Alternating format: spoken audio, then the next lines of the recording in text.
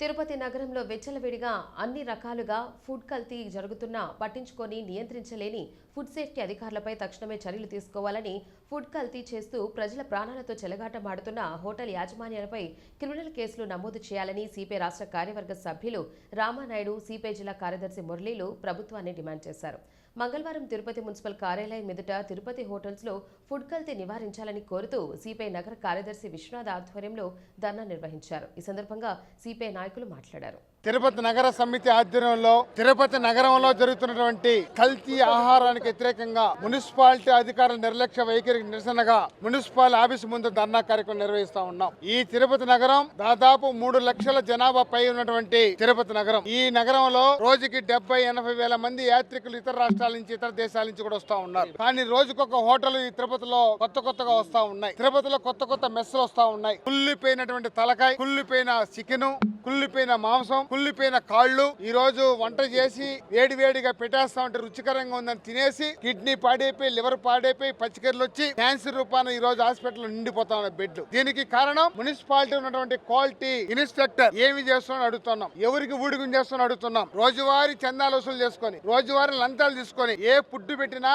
పట్టించుకోకుండా ఉన్నటువంటి మున్సిపాలిటీ అధికారుల నిర్లక్ష్య వైఖరికి నిరసనగానే ఈ కార్యక్రమం చేస్తున్నాం. అలాగే ఈ తిరుపతి మున్సిపాలిటీకి ఒక కమిటీ ఉందంట. ఏది? Quality committee. గత ప్రభుత్వం వేసిన కమిటీ అట్లా నడుస్తా ఉంది. ఆ కమిటీ ఇంతవరకు ఏం చేస్తుందో తెలియదు. ఆ కమిటీ చైర్మన్ ఏం చేస్తో తెలియదు. ఆ కమిటీ సభ్యులు ఏం చేస్తో తెలియదు. అలాగే ఈ ఎమ్మెల్యే జనసేన ఆయన పవన్ కళ్యాణ్ ఊగి మాట్లాడతాడు. అయ్యా పవన్ కళ్యాణ్ గారు, నీ నాయకత్వంలో ఇక్కడ ఎమ్మెల్యేగా గెలిచినటువంటి మీ ఎమ్మెల్యే ఈ ఫుడ్ కల్తీ జరుగుతా ఉంటే, ఆ విధంగా చికెన్ కుళ్ళిపోయిన చికెన్ అమ్ముతా ఉంటే ఈ రోజు చికెన్ బొచ్చు అమ్ముకునే దానికి డబ్బులు తీసుకుంటున్నారు. కాబట్టి మీ ఎమ్మెల్యే ఏం చేస్తున్నాడు? ప్రజల వైపు ఉన్నాడా లేదా కుళ్ళిపోయిన వస్తువులు అమ్మే వాళ్ళ వైపు ఉన్నారో తెలుసుకోవాలి. అందుకోసం చెప్తున్నాం, మీరు గాన ప్రత్యక్షంగా ప్రతిరోజు రాత్రి 10 గంటలకు వెళ్లి ప్రతి హోటల్లో ఫ్రిడ్జ్ లో ఉన్న వస్తువులు సీజ్ చేయకుండా పోతే మీ మీద ప్రత్యేక ఆందోళన చేస్తాం. ఈ రోజు నిన్న మొన్న మీ మీడియా ద్వారా, ఎలక్ట్రానిక్ మీడియా, ప్రింట్ ద్వారా బయట వచ్చాయి. ఆ హోటల్ మళ్ళీ యథార్థంగా కొనసాగుతున్నాయి. ఎందుకు సీజ్ చేయలేదని అడుగుతున్నాం. ఎందుకు వారి మీద అరెస్ట్ చేయకుండా జైలు పంపించలేదో చెప్పాలి. కాబట్టి మీరు డబ్బులు తీసుకోకపోతే మున్సిపాలిటీ అధికారులు వారి మీద ఎందుకు చర్య తీసుకో?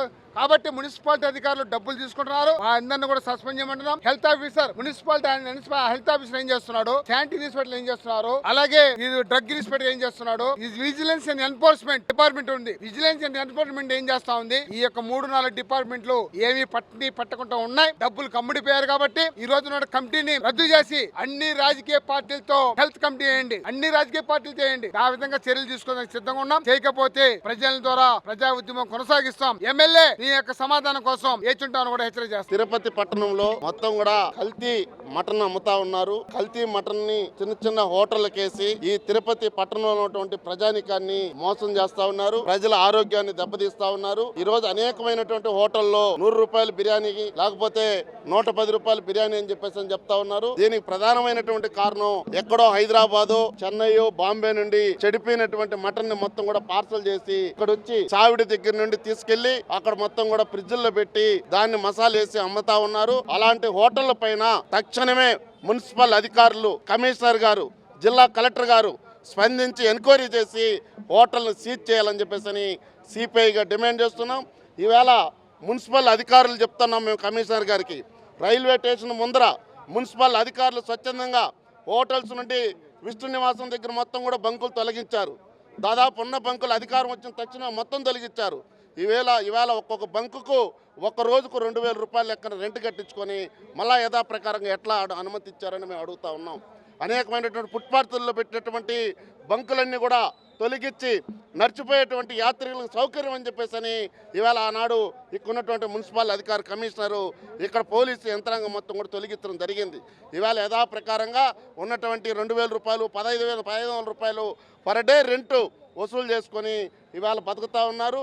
కాబట్టి వీటన్నిటిపైన మున్సిపల్ అధికారుల నిఘా, హెల్త్ ఆఫీసర్ నిఘా, దానికి సంబంధించిన అధికారులు మొత్తం కూడా వేగవంతం చేసి ప్రతిరోజు అక్కడ ఉన్నటువంటి ఫుడ్ను చెకప్ చేసి ఏదో 1-2 హోటల్ కాదు, ఇక్కడ రోజుకు 75,000 మంది పైబడి యాత్రికులు వస్తున్నారు.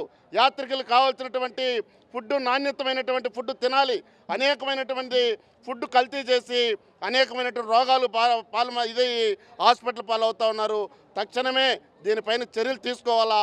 లేని పక్షంలో ప్రత్యక్షంగా సిపిఐఏ కార్యకర్తలు మొత్తం కూడా హోటల్స్ పైన దాడులు చేస్తామని చెప్పేసి ఈ సందర్భంగా పిలుపునిస్తా ఉన్నాం.